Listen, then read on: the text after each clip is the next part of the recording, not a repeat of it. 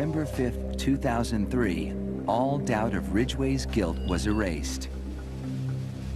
He pleaded guilty to the murders of 48 women. He'd made a deal to cooperate with the prosecution to provide more information on his victims and the whereabouts of their remains. In doing so, he avoided a trial and possible death penalty. Mr. Ridgway, how do you plead to the charge of aggravated murder in the first degree as charged in count 1 for the death of Wendy Lee Caulfield? Guilty.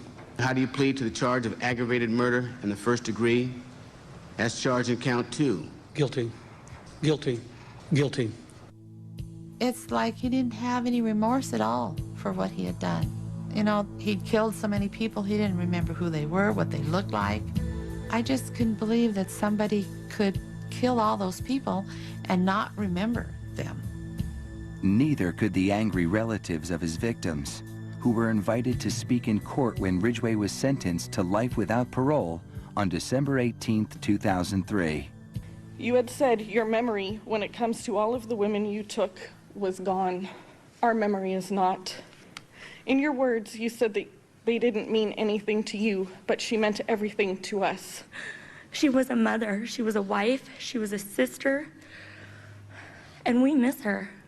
Gary Ridgway sat there stone-faced as victims' relatives damned him and mocked him. He's an animal.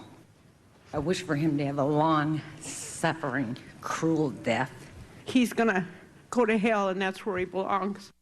But then the emotionless facade finally cracked when the father of one of his victims appeared to surprise him with a dose of human kindness.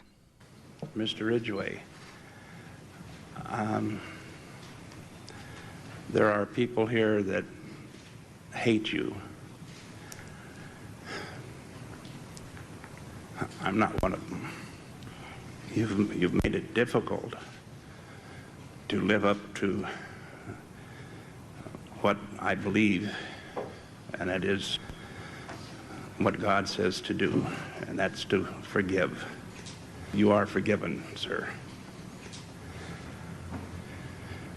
Those tears and a statement he made to the court later that day were as close to showing real remorse as Gary Ridgway had ever come.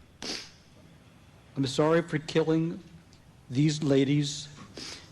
They had their whole lives ahead of them. I'm sorry for causing so much pain to so many families.